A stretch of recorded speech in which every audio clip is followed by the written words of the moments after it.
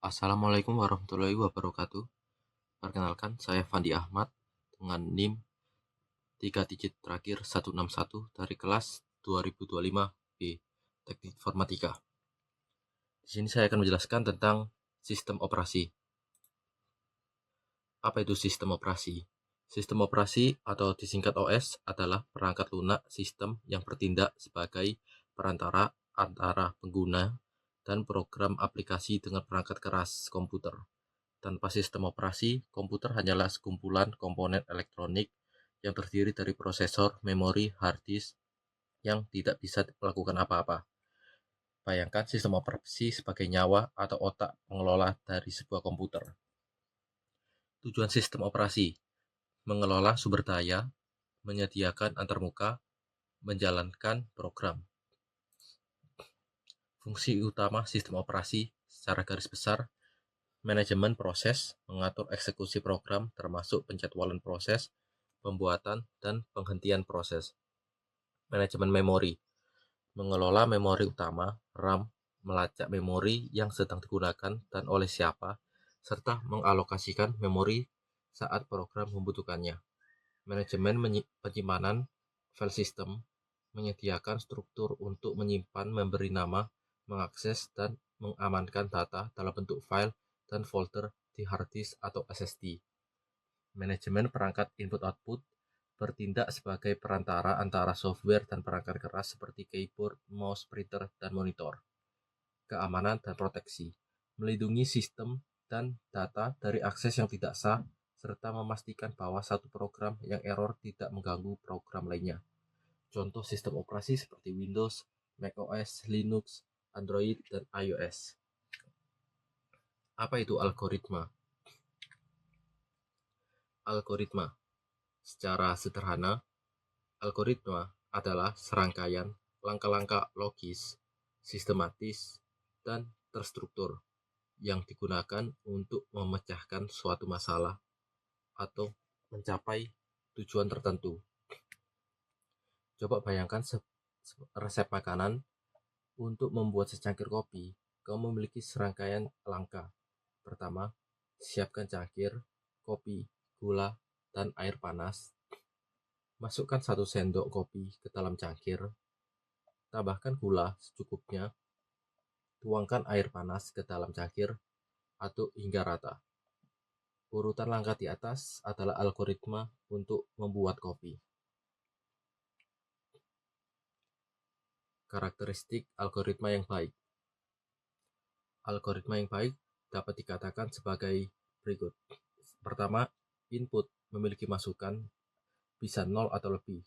Kedua, output menghasilkan keluaran minimal 1. Jelas, setiap langkah harus dirumuskan dengan jelas dan tidak ambigu. Terhingga, algoritma harus berhenti setelah sejumlah langkah tertentu, tidak boleh berjalan selamanya atau looping. Efektif, setiap langkah harus sederhana sehingga dapat dikerjakan dalam waktu yang wajar. Kenapa algoritma penting bagi komputer? Singkatnya, algoritma adalah jantung dari semua perangkat lunak. Tanpa algoritma, komputer hanyalah mesin canggih yang tidak bisa melakukan apapun yang berarti. Algoritma adalah instruksi yang jelas untuk mesin yang bodoh. Komputer secanggih apapun, pada dasarnya adalah mesin yang sangat bodoh dan literal. Mereka tidak memiliki kemampuan berpikir atau berinisiatif. Komputer tidak mengerti konteks. Jika kamu bilang, urutkan daftar nama ini, komputer tidak tahu bagaimana cara melakukannya. Komputer butuh instruksi langkah demi langkah, dan algoritma lah yang memberikan instruksi terperinci itu. Misalnya, 1. Ambil nama pertama. 2. Bandingkan dengan nama kedua. 3. Jika nama pertama secara alfabet lebih besar dari nama kedua, tukar posisinya. 4. Ulangi langkah 1-3 sampai seluruh daftar terurut. Tanpa algoritma, komputer tidak bisa menghitung, menampilkan teks, memutar video, atau menjalankan fungsi sekecil apapun.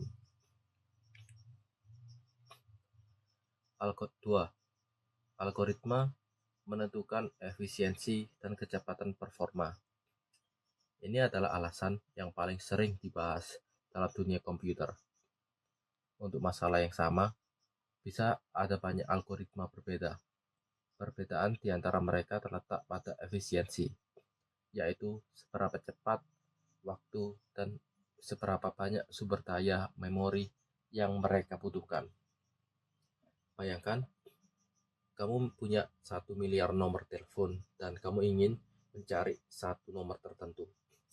Algoritma A, pencarian linear, memeriksa satu persatu dari awal sampai ketemu.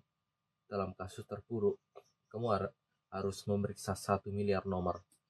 Ini bisa memakan waktu berjam-jam atau bahkan berhari-hari. Algoritma B, pencarian biner, membutuhkan data yang sudah terurut.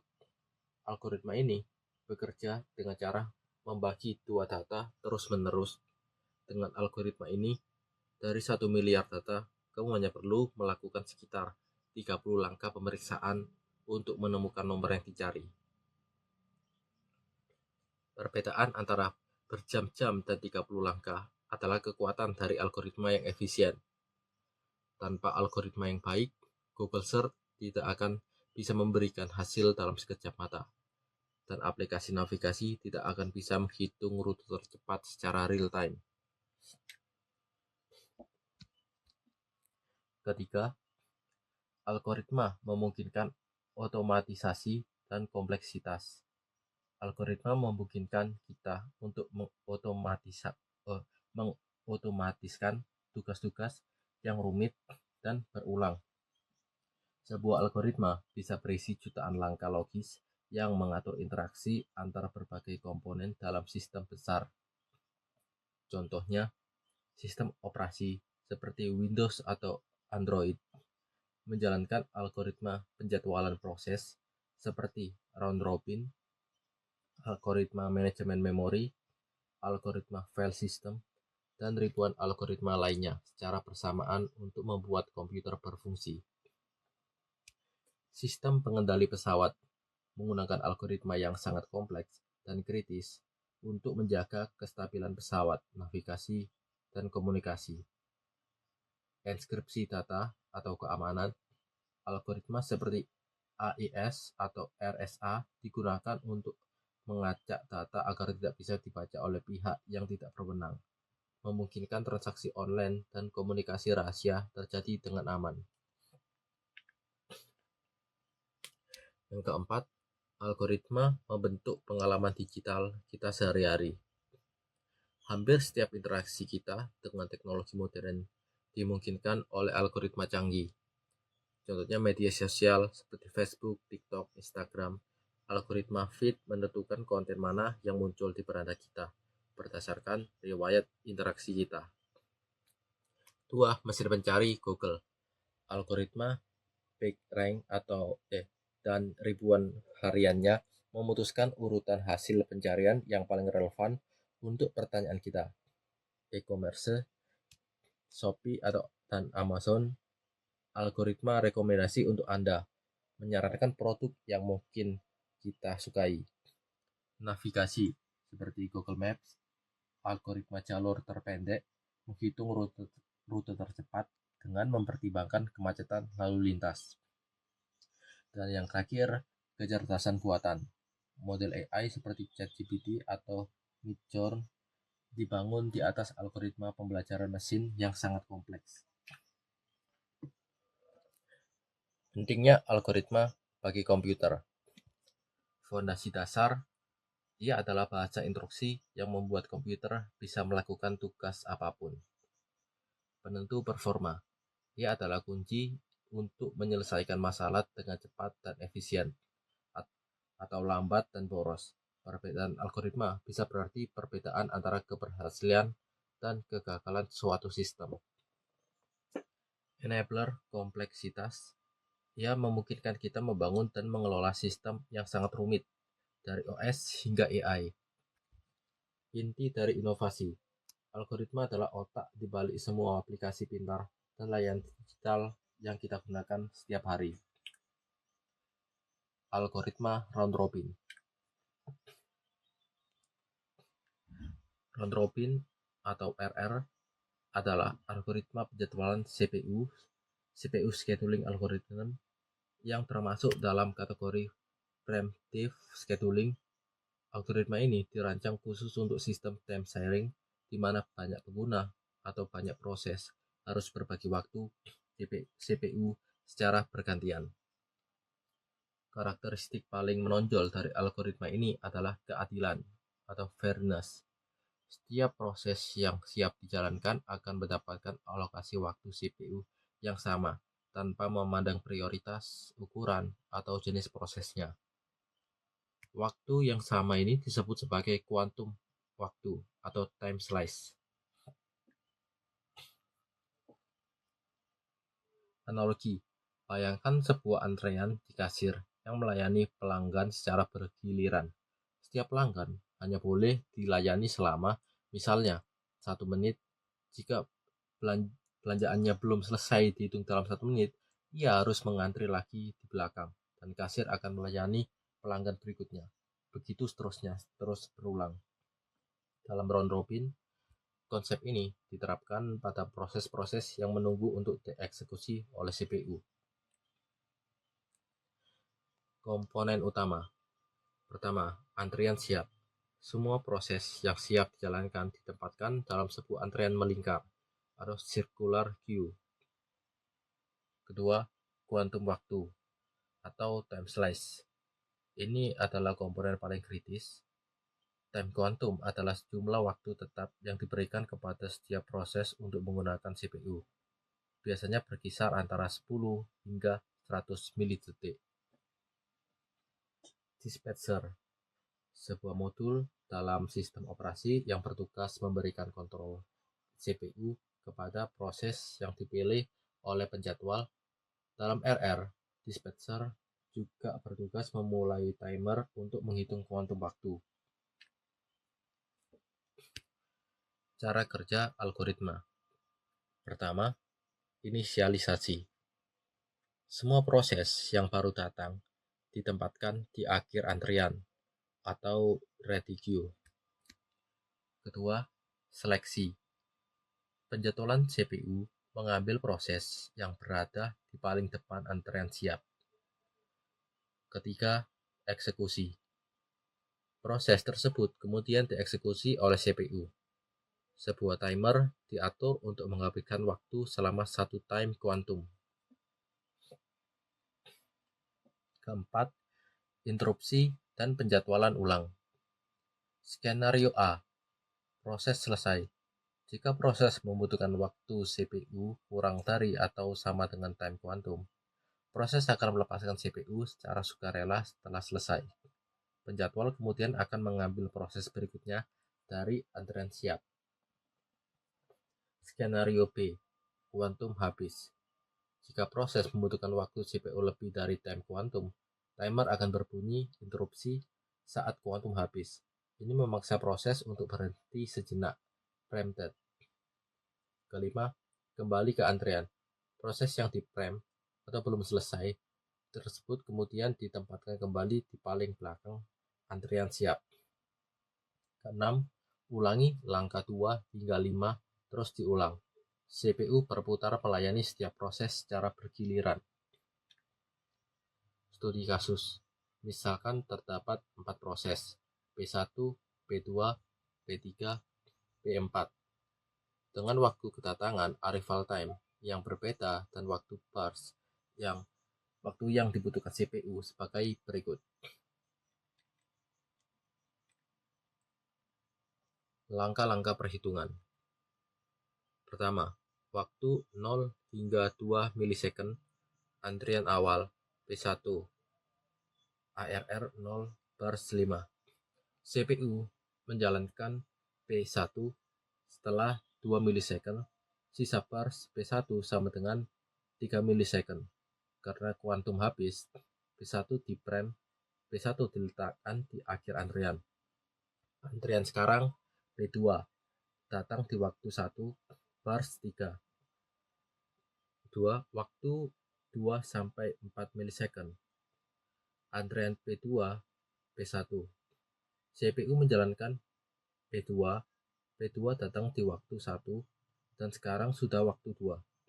Setelah 2 milisecond sampai waktu 4, sisa bars P2 sama dengan 1 milisecond. Karena kuantum habis, P2 di prime, P2 diletakkan di akhir antrean. Catatan, di waktu 2, P3 belum datang. Di waktu 3, P4 datang. Saat ini, waktu 4. Antrean berisi P1, sisa 3, dan P2 sisa 1, lalu P3 ARR2 bers 1 dan P4 ARR3 bers 2 yang baru datang ditambahkan ke antrian sesuai urutan kedatangan mereka. Antrian sekarang P1, P2, P3, P4. Ketiga, waktu 4-6 milisecond. Antrian P1, P2, P3, P4. CPU menjalankan P1 lanjutan setelah 2 milisecond sampai waktu 6. Sisa bars P1 sama dengan 1 milisecond. Kuantum habis P1 di prime. P1 diletakkan di akhir antrean. Antrean sekarang P2, P3, P4, P1. Waktu 6-7 milisecond. Antrean P2, P3, P4, P1. CPU menjalankan P2. Sisa bars P2 sama dengan 1 milisecond. Karena 1 milisecond kurang dari kuantum 2 milisecond, P2 berjalan hingga selesai di waktu 7. P2 selesai dan keluar dari antrean. Antrean sekarang P3, P4, P1. Langkah-langkah perhitungan kelima, waktu 7-8 milisecond, CPU menjalankan P3, bars P3 sama dengan 1 milisecond. Karena 1 milisecond kurang dari 2 milisecond, P3 selesai di waktu 8. Ketika keluar dari antrian sekarang P4, P1. Waktu 8-10 milisecond, antrian P4, P1. CPU menjalankan P4, bars P4 sama dengan 2, sama dengan kuantum. P4 selesai tepat di waktu 10. P4 keluar dari antrian sekarang P1. Waktu 10-11 milisecond, antrean hanya tersisa P1. CPU menjalankan P1, sisa bars P1 sama dengan 1 milisecond. P1 selesai di waktu 11. Tabel hasil akhir.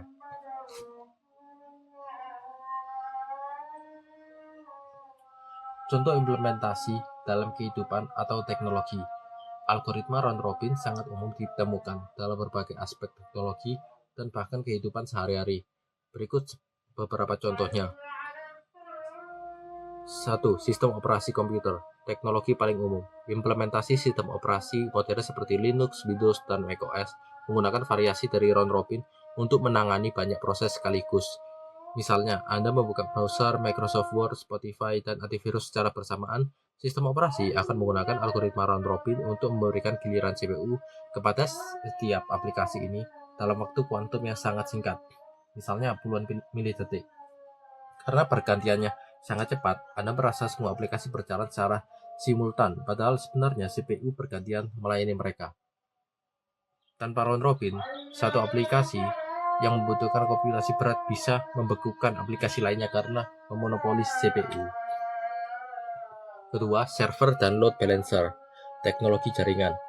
Dalam dunia jaringan, sebuah load balancer bertugas membagi lalu lintas yang masuk beberapa server yang identik. Teknik round robin DNS atau round robin pada load balancer adalah metode yang populer. Bayangkan sebuah situs web besar seperti Tokopedia atau Google. Mereka tidak mungkin menggunakan satu server saja. Mereka punya ratusan server. Ketika permintaan pertama datang, load balancer mengarahkannya ke server A. Permintaan kedua ke server B. Ketiga ke server C. Keempat kembali ke server A, dan seterusnya secara bergiliran. Ini memastikan semua server mendapat beban yang kurang lebih sama dan tidak ada satu server pun yang kewalahan. Ketiga, layanan antrean. Kehidupan sehari-hari, banyak layanan pelanggan modern yang menggunakan sistem antrean virtual mirip dengan nomor antrean di bank atau rumah sakit. Saat Anda menghubungi call center, Anda mungkin ditempatkan dalam antrean. Sistem akan memberikan kesempatan kepada setiap penelpon yang mengantri untuk berbicara dengan petugas secara bergiliran. Ini adalah bentuk sederhana dari round robin. Jika seorang petugas sedang sibuk dengan menelpon A, penelpon B harus menunggu. Setelah penelpon A selesai, petugas akan melayani penelpon B berikutnya. Lalu C, lalu kembali ke D, dan seterusnya. Keempat, sistem embedded. Teknologi perangkat khusus. Pada perangkat kecil seperti router Wi-Fi, smartwatch, dan mesin cuci digital, terdapat sistem operasi sederhana yang paling sering menggunakan algoritma round robin. Router harus melakukan banyak tugas kecil secara bersamaan seperti menerima data dari kabel, mengirim data ke perangkat Wi-Fi, menjalankan firewall, dan memperbarui log. Round robin adalah cara yang efisien untuk memberikan waktu CPU yang adil untuk setiap tugas kecil ini tanpa perlu algoritma yang rumit. Sekian dari saya. Terima kasih.